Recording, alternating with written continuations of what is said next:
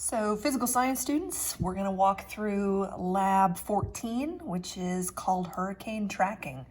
And if you've never heard of a hurricane before, a hurricane is a very large storm. This is the largest storm on planet Earth, and it forms over warm ocean areas.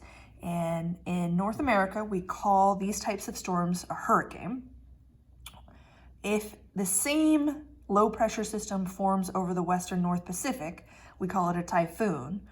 Or if the same low pressure system over the Indian Ocean or the western South Pacific forms, we call it a tropical cyclone. So a tropical cyclone, typhoon, and a hurricane are the same storms. These are all low pressure systems that form over warm water. The name difference just tells you where the storm originated from. And hurricanes love warm water. The warmer the water, the happier the hurricane. So for these things to form, you need at least 80-degree temperature water, 80 degrees Fahrenheit. And the other cool thing about a hurricane is that they spin. And the reason that hurricanes spin is because of something called the Coriolis effect, or the Coriolis force. This is just a rotational force that everything on planet Earth is affected by. So because the Earth is rotating, there is a force. It's kind of like when you turn, when you're in a car and you turn a corner, you get kind of a push outward. That's the Coriolis. And essentially, you're feeling the effects of this right now.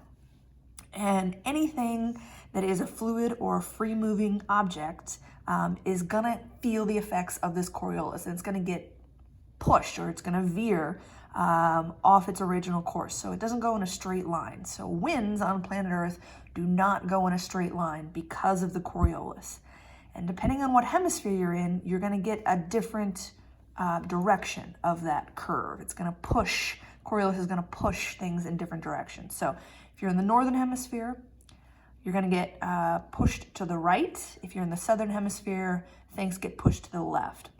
Now, what that means is that as you move down here, what that means, northern hemisphere winds deflected to the right, southern hemisphere deflected to the left. What it means is that storms in the northern hemisphere spin a different direction. So all storms, hurricanes in the northern hemisphere, rotate counterclockwise. And if you do the same storm in the southern hemisphere, it goes clockwise. It affects the actual path of the hurricane, bending them to the right in the northern hemisphere or to the left, south of the equator. So hurricanes naturally spin, but their entire path will veer off depending on what hemisphere you're in. Okay, moving on. Hurricanes begin as small disturbances. We call these tropical disturbances. These are low pressure systems that are fairly weak. They have little to no rotation, and most of these disturbances will die out over time. If the water is hot enough, and if there is enough of a temperature or energy in the system will continue to grow. So if a tropical disturbance continues to receive warm, moist air and encounters optimal wind and pressure conditions, it will continue to grow. Now, the good news about a hurricane, even though it's really large and it's really dangerous, is that it does move fairly slow. So it takes hours or days for it to develop into a hurricane, which is good news when we're trying to predict and warn people that a hurricane may be affecting their area. So there is a sequence for hurricane tracking. So hurricanes, before we can call them hurricane, they have to go through this sequence. So a storm will start out as a tropical depression. That means it's a low pressure system and the winds are less than 38 miles per hour. As the storm grows, so if the conditions are right and it has that warm, moist air, it will grow and we go from a tropical depression to a tropical storm. So once we hit that magic 39 to 73 miles per hour, the storm is called a tropical storm. That tells people that this thing is a more powerful storm. Once it hits that magic 74 miles per hour, we call it a hurricane. And hurricanes are where we start to see the widespread destruction. Flip this over. Okay. So each year, between 80 and 100 tropical storms develop around the world, but very few of them actually get to the real hurricane status. Okay? Now, these are large-scale systems, but remember, all hurricanes are low pressure, and they do develop an eye, and the eye is the calm center part of the storm. The area surrounding the eye is called the eye wall. Once a hurricane is formed, it will continue to grow as long as it stays over water. Once a hurricane moves onto cooler water or it hits land, it will start to diminish. It'll start to die, essentially. And the most important piece for keeping people safe is not so much the wind with a hurricane. It is something called a storm surge. And this is a dome of water or a wall of water that gets pushed as the storm moves across the ocean. So these storm surges are huge. They can be 50 miles wide, 15 feet above normal. In terms of destruction, this is what we watch out for, and this is what we try to warn people about. Yeah, the winds are a problem, but it's really the storm surge. Once the storm becomes a hurricane and hits that 74 miles per hour, we then use a system to rank hurricanes, and we call it the Saffir-Simpson hurricane scale, or we shorten that up to just calling it a category 1, a category 2, 3, 4, 5. So a category 1 is the smallest level hurricane. So these are 74 to 95 mile per hour winds. These would also have the smallest storm surge. As you move down to category 5, everyone gets excited about a category 5. We're talking about wind speeds over 155 miles per hour. You're talking about massive storm surges. These are the memorable storms. These are the ones that are causing the catastrophic damage. Now, to do this lab today, what we're going to work through is the procedure. So I'm on page 81 in the lab manual, and I'm looking at the procedure for this thing. So in this lab activity, you are given 2 pages of data. So I'll just flip back and forth here. So flip to 82 and 83. These are your data tables. And this is data for Hurricane Katrina. And the way that you read this, so this is for 2005, August 23rd, and it's giving you a time on here. Please note this is military time, so 2100, we're talking military here, 24-hour clock. So it's giving you a month, a day, and a time. It's also giving you the location. Now this is the location of the eye of the storm. And it's giving it to you in terms of latitude and longitude. I'll go through latitude and longitude here in a second. It's also giving you miles per hour. So this is the average wind speed, and it's giving you the pressure. And air pressure is the weight of the atmosphere. So remember, hurricanes are low pressure systems. So this 1007 is in millibars. And the lower the pressure, the more powerful the storm is going to be. So we start out here at 1007 millibars. Okay, so what it's telling us to do on this page. So step 1, it says data for Hurricane Katrina 2005 is given on table 1. Examine the data and determine when Katrina achieved the tropical storm and hurricane status. Okay, so it says, if we remember from page 1, so a tropical storm is anything wind speed 39 to 73 miles per hour, and a hurricane is anything 74 and above. Okay, so what we do is we go back to the data table, and I'm going to suggest using some colors to make it easier on yourself, okay? So I'm going to use yellow here, a yellow highlighter, and I'm going to say, okay, anything between 39 and 73. So anything between 39 and 73 is going to be a tropical storm. So I'm going to highlight that as yellow. So anything between 39 and 73. Okay, so 39 and 73. So these are all in between. Oh, Well, we've got up to 75 here, so that doesn't get it. 39 to 73. These are all too high. Let's go to the other page. These are all too high, too high, too high, too high, too high. Oh, here we go.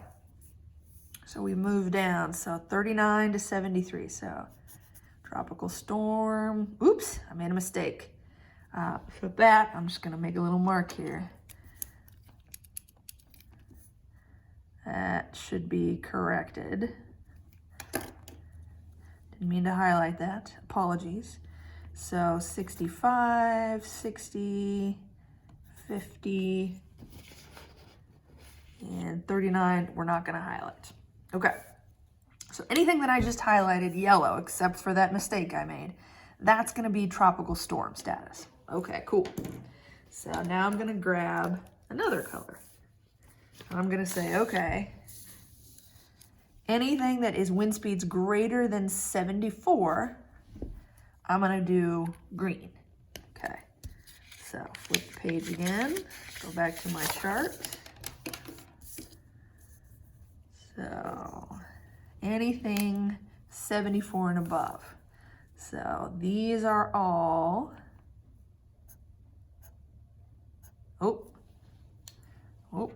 we got a 70.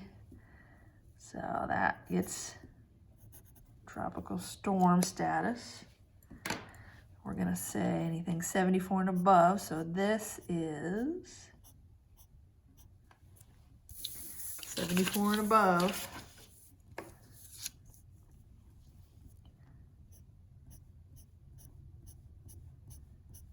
So this whole thing, we're at hurricane status. And remember, I made a little mistake here, so we're going to say this is hurricane status. Okay. All right.